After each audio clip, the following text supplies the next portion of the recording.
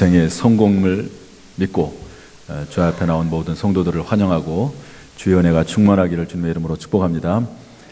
우리 한번 가슴에 손을 얹으시죠. 하나님이 나를 사랑하십니다. 나는 하나님의 최고의 걸작품입니다.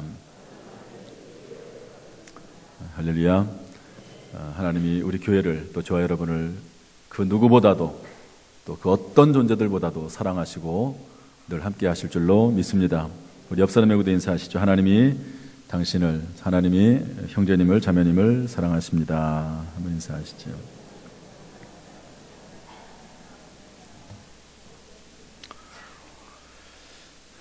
오늘은 교회를 세운다는 것이라고 하는 제목을 가지고 말씀 전하겠습니다.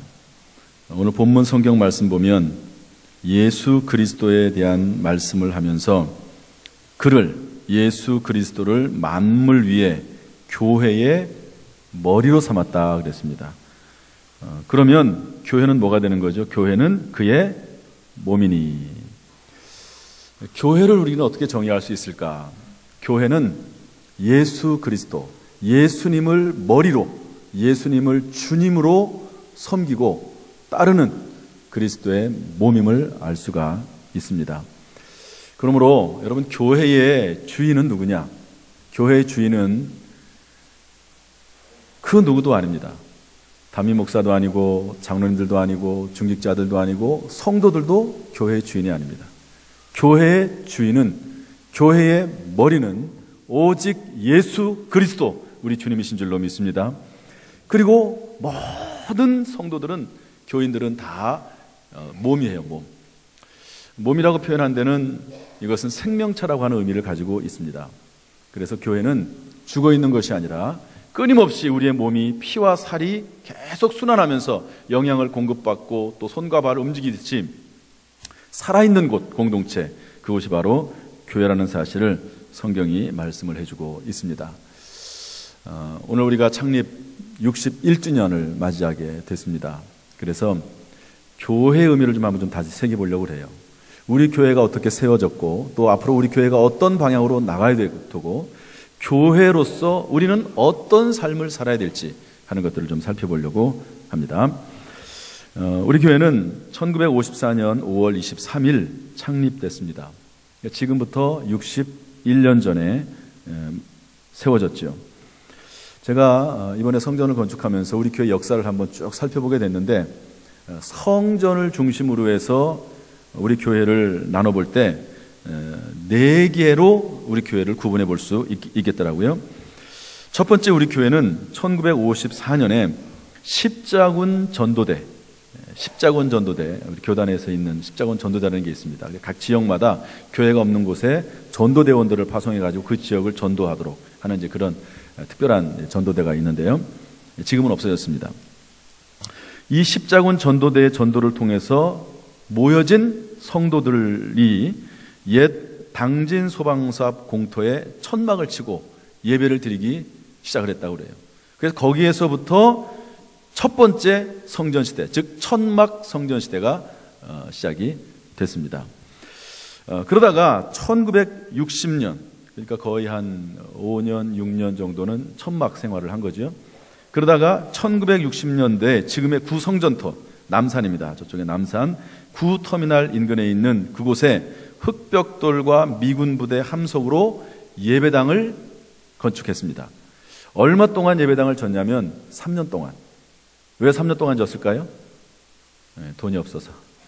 그래서 건축하다가 돈이 없으면 중단하고 또 부흥해가지고 돈이 좀 들어오면 또 짓고 이러면서 3년 걸렸습니다. 3년. 이것이 제2성전 시대고요. 그러다가 1977년부터 다시 그 자리에다가 예배당을 졌는데요. 이제 구성전 가면 그 모습 그대로 성전을 건축하게 됐습니다. 그 성전도 3년 걸렸습니다. 왜 그랬을까요? 돈이 없어서. 그것도 똑같이 마찬가지입니다. 짓다가 중단하고 또 짓다가 중단하고 그렇게 해서 3년 만에 성전을 건축했습니다. 여러분, 예배당이 건축이 된다는 게 참 쉬운 일이 아닙니다. 그러다가 2014년 3월 23일 작년입니다. 기공 예배를 우리가 여기에 벌판에 기공 예배를 드린 다음에 1년 동안 예배당을 건축해서 2015년 3월 15일 새성전 첫 예배를 드렸습니다. 이 제4성전 시대입니다. 원당동의 신터미널 부근에 우리 롯데마트에 있는 그 옆에 이제 우리가 예배당을 만들고 이제 여기에서 예배를 드리게 됐다 하는 것을 알 수 있습니다. 이 모든 것들을 다 되돌아보면 하나님의 은혜요, 하나님의 역사라고 볼 수 있습니다. 정말 하나님의 은혜죠. 하나님의 역사죠. 저는 1차, 2차, 3차 성전 건축할 때 물론 여기에 우리 교인들 중에서도 그때 계신 분들이 몇 분 계시기는 해요. 그렇지만 많은 분들이 다 돌아가시고 또 다른 교회 멀리 가기도 하시고 그렇게 됐습니다. 그때 아주 생생한 역사들이 아마 그분들은 마음에 간직하고 있겠죠. 그러나 저는 이제 부임한 지 3년 됐으니까 듣기만 하지 현장을 잘 모릅니다. 제가 우리 교회 제4성전 시대를 열면서 하나님 앞에 정말 감사하고 이 성전을 건축하는 것이 하나님의 뜻이요, 하나님의 계획이라고 하는 것을 제가 처음 확인한 기회가 있었습니다. 그게 뭐냐면 제가 부임하고 4개월 됐을 때 제가 부임하니까 이 성전 건축에 대한 이야기가 제일 큰 주제더라고요. 성전을 건축할 거냐 말 거냐, 여기다 할 거냐 저기다 할 거냐, 크게 할 거냐 작게 할 거냐, 의견이 전부 나눠져 있었잖아요. 저도 기도하면서 그게 고민이 됐습니다. 어떻게 해야 되는가. 그런데 제가 부임하고 나서 4개월 됐을 때 이 땅 옆에 길이 났습니다. 길이. 그 전에는 성전을 건축하고 싶어도 길이 없었어요. 길이. 그런데 길이 나면서부터 성전을 건축할 수 있는 가능성이 열린 거죠. 저는 그것을 하나님의 사인으로 봤습니다. 하나님께서 성전 건축을 원하시고 성전 건축의 길을 열어주시는구나. 그렇게 생각을 했습니다. 이걸 보면은요, 여러분, 성전 건축은 사람이 하는 게 아닙니다. 우리가 아무리 많은 돈을 가지고 준비를 하고 성전을 건축하려고 해도 여러 가지 여건들이 열려지지 않으면 성전을 건축할 수가 없는 거예요. 그런데 하나님께서 길을 열어주셔서 건축하게 하셨고, 그리고 제가 기록하는 게 있습니다. 한 7가지 내지 8가지 정도 하나님이 1년 동안 건축하면서 하나님 우리에게 사인을 보내주셨어요. 사인을. 내가 성전 건축하기를 원한다.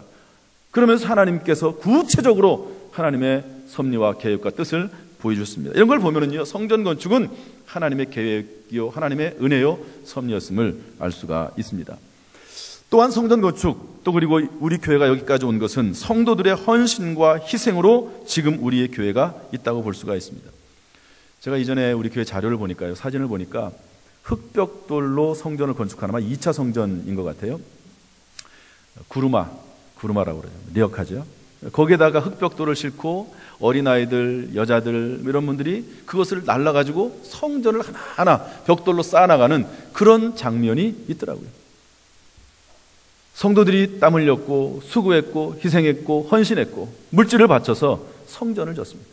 그리고 이 성전을 통해서 사람들이 예수를 믿게 됐고, 성전을 통해서 수많은 사람들이 배출이 됐고, 여러분, 이 세상에 교회당 같은, 예배당 같은 그런 장소가 세상에 어디 있습니까? 하나님의 말씀을 증거하고 거룩한 삶을 가르치는 이 성전이 건축이 됐습니다. 우리 교회는요, 10년 전에 이 땅을 부지를 사놨습니다. 그리고 이 땅값을 다 치렀죠. 얼마나 감사한 일입니까? 그리고 나서 작년부터 시작을 해가지고 1년 동안 약 45억 원 정도의 비용을 들여가지고 성전을 건축하게 됐습니다. 2014년 7월 6일 날, 이날은 우리 교회가 성전 건축 헌신주일로 드린 날입니다. 제가 7주 동안 설교를 하면서 성전 건축에 대한 설교를 계속하면서 우리가 하나님 앞에 옥합을 깨트리는 심정으로 헌금하자 그랬습니다. 그때 우리 성도들이 참 많이 동참을 했습니다. 약정 헌금도 하고, 옥합을 깨트리면서 어떤 분은 금은 폐물을 팔아서 주님 앞에 드리기도 하고, 금은 폐물을 직접 드리기도 하고, 그리고 어떤 분들은 주식을 팔아서 드리기도 하고, 아무튼 본인이 할 수 있는 그런 옥합을 깨트려 드렸습니다. 저도 그때 하나님 앞에 약정 헌금을 하고, 헌금을 약정하고, 그리고 제가 들어놨던 생명보험 그거 깨트려 가지고 하나님 앞에 얼마를 드렸습니다. 하나님 앞에 헌신하는 거죠. 여러분, 이런 헌신과 눈물이 있었기 때문에 지금의 성전이 만들어지게 된 것이고, 그리고 얼마나 저는 감사한지 몰라요.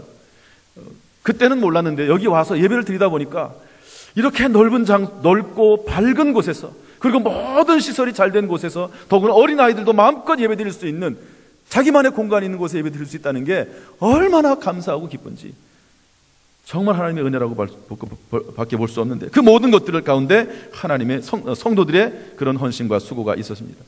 저는 성전 건축을 하면서 릴레이 기도한 게 얼마나 또 감사한지 몰라요. 1년 동안 릴레이 기도 계속 아침 7시부터 밤 10시까지 1시간 단위로 성도들이 월요일부터 토요일까지 기도했습니다. 앞으로도 계속 기도할 거고요. 저는 왜 내가 이전에 목회를 하면서 왜 좀 더 기도에 신경을 많이 못 썼을까? 좀 더 기도에 더 열심을 내지 못했을까? 그런 후회가 드는 거예요. 기도하면 하나님이 역사하십니다. 할렐루야. 아무것도 염려하지 말고 오직 모든 일에 기도와 간구로 너희 구할 것을 감사함으로 하나님께 아뢰라. 그러한 모든 지각에 뛰어난 하나님의 평강이 너희 마음과 생각을 지키시리라. 너는 내게 부르짖으라. 내가 응답하겠고 네가 알지 못하는 크고 은밀한 일을 보이리라. 여러분, 기도할 때 하나님이 일하고 기도할 때 하나님이 일을 만들어 성취하실 줄로 믿습니다. 오직 기도밖에 없어요. 기도. 스펄전 목사님이 교회가 크게 부흥했습니다. 많은 역사들이 나타났습니다. 사람들이 와서 물어봐요. 어떻게 해서 그렇게 큰 교회, 놀라운 역사를 행할 수가 있었습니까? 그랬더니 그분을 불러다가 지하로 데리고 갔습니다. 거기 갔더니 수많은 성도들이 모여가지고 예배 시간에 기도하는 거예요. 기도. 내가 잘해서가 아니라 성도들이 기도해서 우리 교회가 이렇게 됐다. 할렐루야. 릴레이 기도의 효과가 저는 얼마나 놀라운지 모릅니다. 지난 주일날 제가 설교 마지막 시간 했던 이야기 다 기억하시는지 모르겠습니다. 여러분 꼭 기억했으면 좋겠어요. 어떤 분이 부산에서 사업을 하다가 망해가지고 서울로 올라왔습니다. 제가 다시 말씀드립니다. 그런데 사업이 망해서 서울에 올라왔는데 너무너무 낙심이 돼가지고 남편이 술만 먹다가 집을 가출해버렸어요. 그러니까 5 남매와 그 부인 집사님이 혼자 남았습니다. 그래가지고 할 수 있는 게 아무것도 없어요. 돈이 있는 것도 아니고 능력 있는 것도 아니고 먹고 살 길이 없습니다. 정말 먹고 살 길이 없어요. 그때 자녀 양육은 물론 더 이상 신경 쓸 수도 없는 거죠. 그때 뭐 했습니까? 새벽마다 나가서 기도했다는 거 아니에요? 이렇게 기도했다고 제가 말씀했습니다. 하나님, 우리 아이들은 아버지가 없습니다. 저는 남편이 없습니다. 하나님이 아이들의 아버지가 되어주십시오. 그리고 아이들이 돌아올 때는 꼭 아이들 손을 붙잡고 기도해줬다는 거예요. 기도해줬다는 겁니다. 그랬더니 하나님이 정말로 길러주셨다. 여러분, 정말 하나님께서 살아계셔서 하나님의 우리의 기도를 들으시는 줄로 믿습니다. 그래서 아들은 목사가 되고, 둘째 아들은 의사가 되고, 큰 딸은 목사 사모가 되고, 둘째 딸은 큰 회사 상무가 되고, 마지막 막내는 외국 유학 가서 신문사 일을 하게 됐다는 거죠. 여러분, 하나님께 기도하고 부르짖고 하나님을 찾는 사람들에게는 반드시 하나님이 외면하지 않으시고 응답하실 줄로 믿습니다. 저는 우리 교회가 성전을 건축한 이후에 학개서 2장 19절 말씀처럼 오늘부터는 내가 너에게 복을 주리라. 한번 따라서 합시다. 오늘부터는 내가 너희에게 복을 주리라. 이 말씀처럼 우리 모든 성도들이 복을 받을 수 있기를 주님의 이름으로 축복합니다. 그래서 이 세상에서는 머리가 될지언정 꼬리가 되지 않고, 꾸어질지언정 꾸이지 않고, 들어가다 나와도 복을 받고, 이 세상에 사는 동안 모든 믿지 않는 자들보다 뛰어나고 그리고 영향력 있는 삶을 살 수 있기를 주님의 이름으로 축복합니다. 제가 기도 제목이에요. 또 그렇게 하나님께서 반드시 해 주실 줄로 믿습니다. 그리고 교회에서는 겸손하게 종이 되고 예수님처럼 제자들의 발을 씻기셨던 것처럼 교회에서는 헌신하고 충성하고 낮아지고 종이 되고 섬기는 그런 모습이 우리 가운데 있기를 주님의 이름으로 축복합니다. 이렇게 해서 우리 교회가 세워졌고요. 지금의 우리 교회가 있게 됐습니다. 오늘 창립기념주일을 맞이해서 그러면 교회는 도대체 뭔가? 우리는 끊임없이 이 교회의 본질로 돌아가야 됩니다. 교회의 본질로. 그래서 그 부분을 좀 살펴보려고 하는데요. 첫 번째, 교회는 믿음 공동체입니다. 따라서 교회를 세운다는 것은 믿음 공동체를 세우는 것입니다. 믿음 공동체. 한번 따라서 우리 성경 말씀 읽어보겠습니다. 내가 다 같이 시작. 내가 복음을 부끄러워하지 아니하노니 이 복음은 모든 믿는 자에게 구원을 주시는 하나님의 능력이 됨이라. 먼저는 유대인에게요 그리고 헬라인에게로다. 복음에는 하나님의 의가 나타나서 믿음으로 믿음에 이르게 하나니 기록된 바 오직 의인은 믿음으로 말미암아 살리라 함과 같으니라. 아멘. 주보에 있는 말씀을 보면은요, 내가 복음을 부끄러워하지 않으니, 우리의 믿음은 철저히 복음을 믿는 믿음입니다. 할렐루야. 복음이 뭡니까? 예수 그리스도의 기쁜 소식.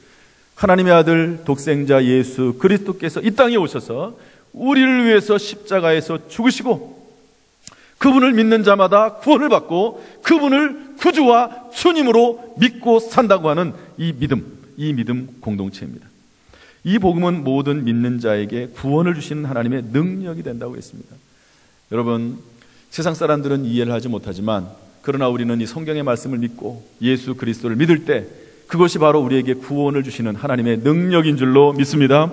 또한 이 복음에는 하나님의 의가 나타나고 되어 있습니다. 하나님의 의. 이 세상에 의가 있지요. 의. 어떤 사람들은 민주주의가 의입니다. 민주주의를 하면 의로운 사람이 되는 거죠. 그래가지고 옛날에 우리 이전에 얼마나 많이 데모를 했습니까? 왜? 그게 옳으니까. 민주주의가 의니까. 그러나 성경에서 말하는 구원을 위한 하나님의 의는 뭡니까? 예수 그리스도의 복음이 하나님의 의라고 하는 겁니다. 사람들은 다 죄인이고 허물이 많은데 예수 그리스도의 십자가와 그 복음을 받아들이는 사람들은 하나님께서 의롭다고 인정해 주는 겁니다. 할렐루야. 이것을 뭐라고 말하냐면 칭의라고 말합니다. 의롭다고 칭해 주는 거예요. 의인이라고 말합니다. 사람 일전을 쓰는 거 아니라 의롭다고 인정해 주는 겁니다. 저나 여러분이나 다 죄가 많죠. 여기 앉아있는 사람 중에 우리의 과거의 행실로 만약에 따진다고 하면 천국 갈 사람은 단 한 명도 없습니다. 한 명도 없습니다. 모든 사람이 죄를 범하였으며 하나님의 영광에 이르지 못하더니, 그러나 하나님께서는 예수 그리스도를 믿는 그 믿음을 보시고 의롭다고 인정해 주시는 줄로 믿습니다. 창세기 보면 하나님께서 아브라함에게 이런 말씀하십니다. 아브라함이 하나님을 믿으니 이를 그의 의로 여기시고. 하나님이 우리를 착하다, 예쁘다, 훌륭하다, 의롭다라고 보는 근거는 뭐냐? 다른 게 아니에요. 다른 게 아닙니다.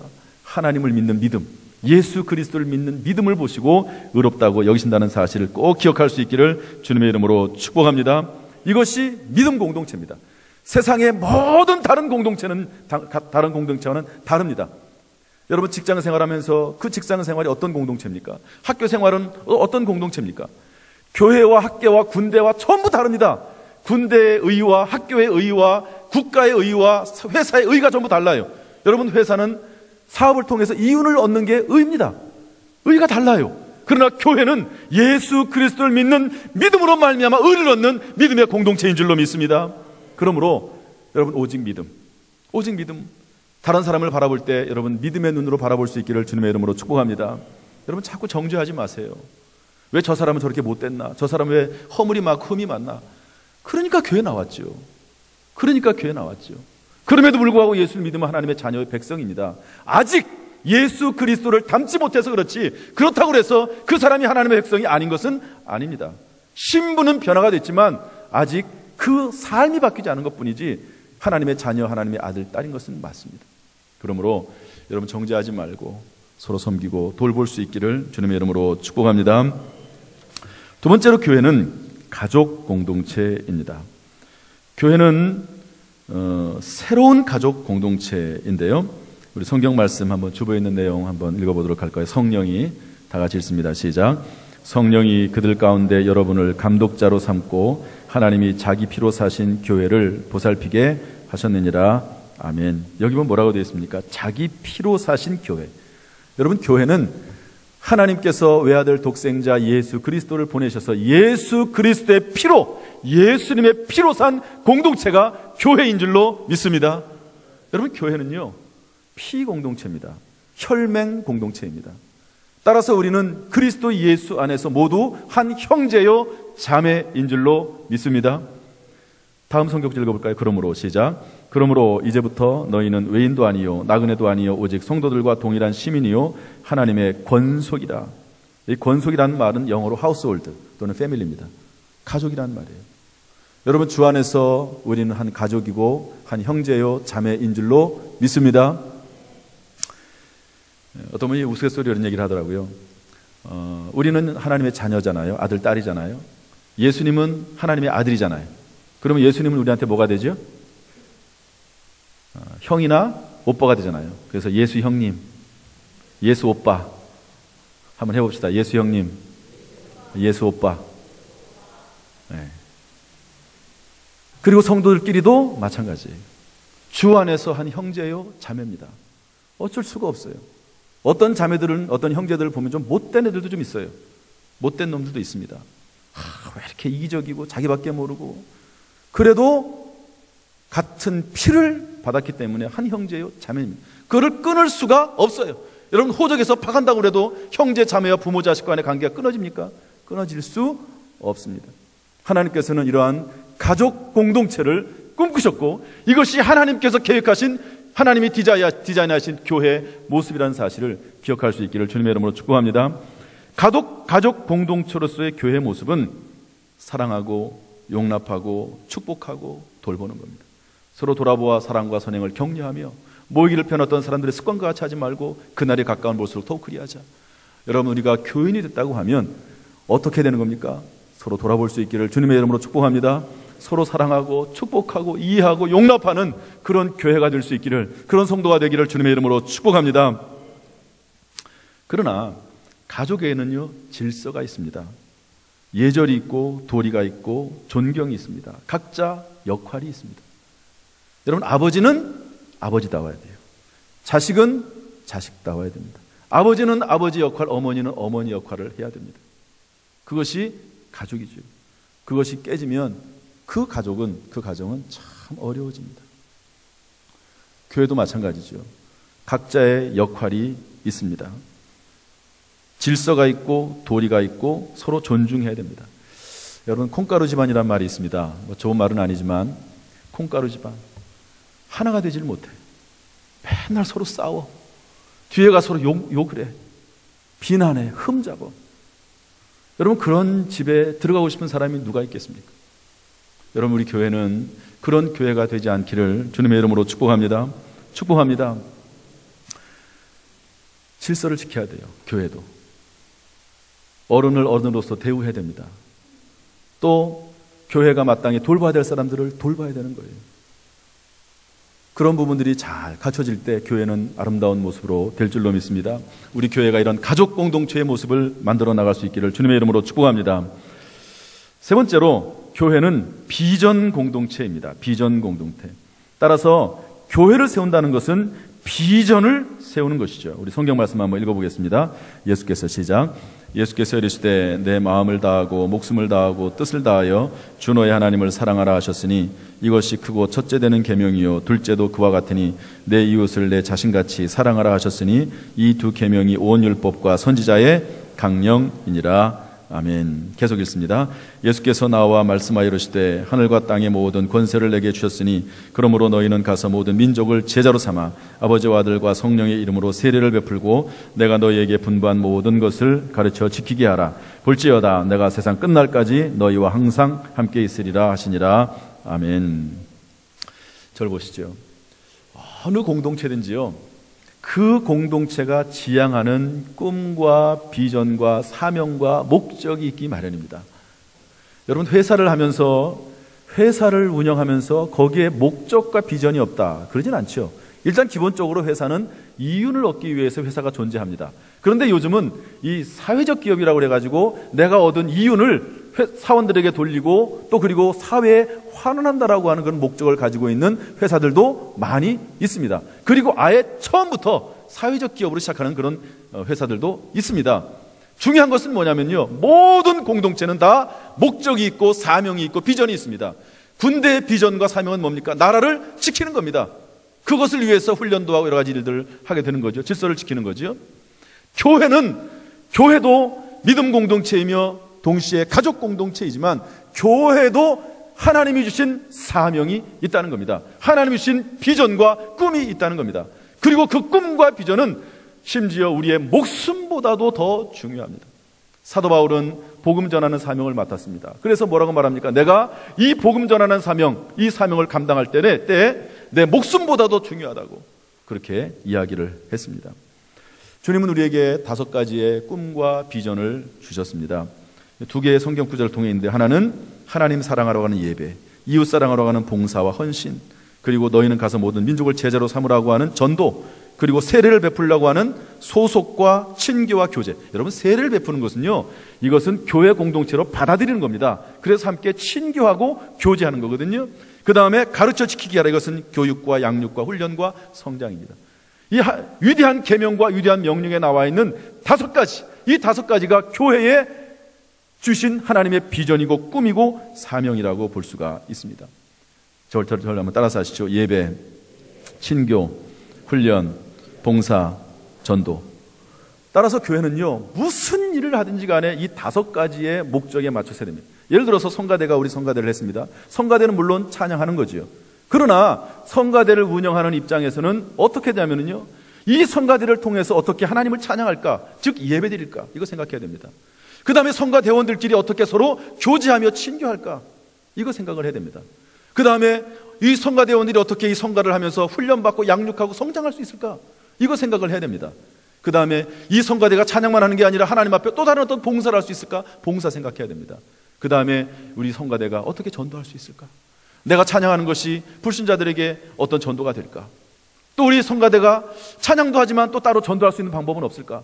그러면서 교회의 어떤 공동체든 간에 이 5가지의 목적에 비춰봐서 생각하고 말하고 계획하고 진행해 나가야 되는 겁니다. 교회학교도 마찬가지입니다. 주일학교도 마찬가지입니다. 모든 공동체, 구역예배를 드려도 구역예배 드리면서 예배 드리면서 동시에 어떻게 구역식구들 친교할까, 어떻게 구역식구들 봉사할까, 어떻게 구역이 전도할까, 어떻게 훈련받고 성장할 수 있을까, 이런 것들을 생각하면 그 공동체가 보람 있는 공동체가 되는 것이고 성장하는 공동체가 되고 하나님 뜻에 맞는 공동체가 되게 되는 것입니다. 여러분, 비전 없는 인생은 그 인생이 끝난 인생입니다. 어떤 분이 이런 말을 했습니다. 내가 사명이 남아있는 한 나는 살아있다. 여러분, 내가 살아있는 이유가 뭡니까? 사명이 남아있기 때문에 그래요. 여러분들이 지금 살아있는 이유가 뭡니까? 사명이 남아있기 때문인 줄로 믿습니다. 하나님께서 여러분을 이 땅에 아직까지도 예수 믿었는데 남겨둔 이유는 뭔가 할 일이 있어서 남겨준 겁니다. 여러 가지 많은 일들이 있겠지만, 가정적인 거, 사업적인 게 있겠지만, 주님은 말씀하십니다. 예배, 친교, 훈련, 봉사, 전도, 이 5가지 교회의 중요한 목적을 이해하고 비전을 이뤄나가고 꿈꾸는 여러분 될 수 있기를 주님의 이름으로 축복합니다. 축복합니다. 이런 모든 일들이 다 기도를 통해서 이루어지고 또 기도할 때 하나님께서 이를 만들어 성취할 줄로 믿습니다. 한 분의 이야기만 하고 오늘 말씀을 정리하겠습니다. 지난 토요일 날 신방을 했습니다. 다른 교회에서 다니시다가 우리 교회에 이제 등록하신 분인데요. 그분이 이제 부모님들 신앙생활을 잘하고 어렸을 때 신앙생활을 잘했습니다. 그런데 대학 들어가면서부터 교회를 안 다니기 시작을 했어요. 또 그리고 이제 신앙은 있지만 교회를 잘 안 다니는 그런 또 부인을 또 만나가지고 두 분이서 함께 교회를 잘 안 다니는 생활을 했습니다. 그러다가 이 남편이 병에 걸렸는데요. 암에 걸렸습니다. 혈액암, 백혈병이죠. 병에 걸려가지고 병원에 입원하게 됐습니다. 온 몸에 살이 다 빠지고 뼈만 남게 됐어요. 그분 간증을 제가 전해드리는 겁니다. 병원에 입원해서, 병원이 좀 큰 병원이라 가지고 교회 병원 안에 예배실이 있었습니다. 그런데 병원에 입원해 있으면서 6개월 동안 교회를 안 나갔습니다. 한 번도 안 나갔습니다. 그런데 어느 날 마음속에 예배를 드리고 싶은 마음이 막 불릴 듯 일어나는 거예요. 그래가지고 예배를 드리러 찾아갔습니다. 그랬더니 마침 예배를 드리고 있어요. 근데 그 예배당은 문이 2개가 있던 것 같아요. 뒷문이 있고 옆으로 이제 목사님들이 들어오는 문이 또 따로 있는 것 같아요. 그런데 어떻게 들어가다 보니까 몰라가지고 옆으로 들어왔습니다. 그러니까 예배를 드리고 있는데 강대상 쪽으로 온 거예요, 쉽게 말해서. 그러니까 어떻게 할 수 없이 들어가가지고 맨 앞자리에 앉았지요. 맨 앞자리에 앉아가지고 예배를 드리는데 온 몸에 뜨거움이 임하고 빛이 임하고 그리고 뭐 주체할 수 없을 정도로 막 눈물이 나오는 거예요. 여러분, 이게 사람의 인력으로 되는 게 아니잖아요. 인력으로 이게 됩니까? 그냥 자리에 앉아 있는데, 그냥 예배 드리고 있는데 그냥 막 그런 일들이 막 생긴 거예요. 막 본인이 주체할 수 없을 정도로 막. 그래가지고 거기서 눈물을 흘리고 콧물을 흘리면서 하나님 앞에 회개하고 예배를 드렸습니다. 그리고 나서 몸이 회복이 되기 시작을 했어요. 그래서 몸이 완전히 나았습니다. 그리고 나서 12년이 지났어요, 지금. 그때로부터 12년이 지나가지고 이제 미국에 가셨다가 거기서 이민 생활하시고 뭐 이런저런 하다가 이제 우리 교회로 등록을 하게 됐는데, 그분이 하시는 말씀이 뭐냐면 확실히 하나님은 살아계신다. 부인할 수 없다. 할렐루야. 옆에 있는 권사님 쿡쿡 찌르면서, 아니 목사님 앞에서 이게 무슨 말이냐고. 하나님이 확실히 살아계시 그러면은. 그런데요, 제가 그 얘기를 들으면서 어떤 이야기를 또 들었냐면, 이분의 어머니가 권사님이신데요, 이 아들을 위해서 계속 기도한 거예요. 이분은 새벽마다 일어나셔서 꼭 목욕을 하는 거예요. 목욕.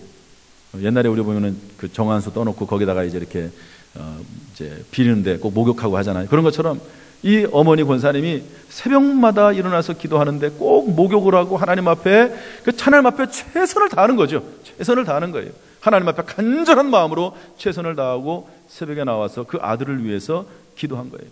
아들이 신앙생활하지 않음에도 불구하고 끊임없이 아들을 위해서 기도했는데 하나님께서 그렇게 역사하셔서 아들이 회개하고 돌아오게 됐습니다.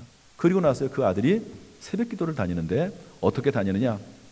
새벽마다 일어나서 목욕하고, 꼭 미국에 있을 때, 한국에 와서는 잘 그렇게 안 하신대요. 미국에 있을 때 꼭 새벽에 4시 정도에 되면 일어나가지고 목욕하고, 그리고 새벽 예배 가서 기도하고, 어머니의 모습 그대로 기도하는 거죠. 저는 이 모습을, 이 이야기를 들으면서 참 기도의 힘은 놀랍다. 하나님은 살아계시다. 그 다음에 또 하나는 하나님은 두렵다. 여러분, 우리가 하나님이 우리에게 경고하십니다. 하나님 말씀대로 살지 않고 그러면 하나님이 경고하십니다. 그러나 언젠가 때가 되면 하나님께서요, 그 사람을 부르시잖아요. 말을 안 들으면 하나님께서 매를 대셔라도 데려올 수밖에 없는 상황이 될 수 있습니다. 그럴 필요가 없는데. 그리고 우리가 아직 살아남은 이유가 뭐냐? 살아남은 이유가 뭐냐? 기도하라고. 그분이 살아남은 이유가 뭡니까? 기도하라고. 어머니가 그렇게 기도해서 본인이 돌아왔듯이 이제는 자식들을 위해서 기도하라고, 사명 감당하라고 하나님께서 그 생명을 연장시켜 주셨다고 봅니다. 우리 교회 61주년 창립기념 주일입니다. 여러분, 우리 교회가 이 땅에 왜 존재해야 됩니까? 목적 없는, 비전 없는 교회는 존재할 이유가 없습니다. 가족 같은 그런 교회로서 존재하지 않으면 존재할 이유가 없습니다. 믿음 공동체로 굳게 서서 하나님 앞에 든든한 반석처럼 돼야지만이 돼야 되는 것입니다. 우리 교회가 정말로 교회다운 교회, 주님이 디자인한 교회의 모습을 가질 수 있기를 주님의 이름으로 축복합니다. 그래서 성경 말씀대로 오늘부터는 내가 너에게 복을 주리라, 이 말씀처럼 우리 모든 성도들이 복받는 인생 되기를 주님의 이름으로 축복합니다. 이 세상에서 살 때는 머리가 될전정 꼬리가 되지 않게 하시고 꾸어질전정 꾸이지 않고 들어가더라도 복받는 인생 되기를 주님의 이름으로 축복합니다. 교회에서는 겸손하게 섬기고 종이 되고 헌신하고 희생하는 복된 인생, 예수님 닮은 인생이 되기를 주님의 이름으로 축복합니다. 기도하겠습니다. 하나님 아버지, 오늘 말씀을 듣습니다. 이 말씀 가운데 주의 음성을 받아 살아나가는 복된 인생 되게 주옵소서. 예수님의 이름으로 축복하며 기도하옵나이다. 아멘.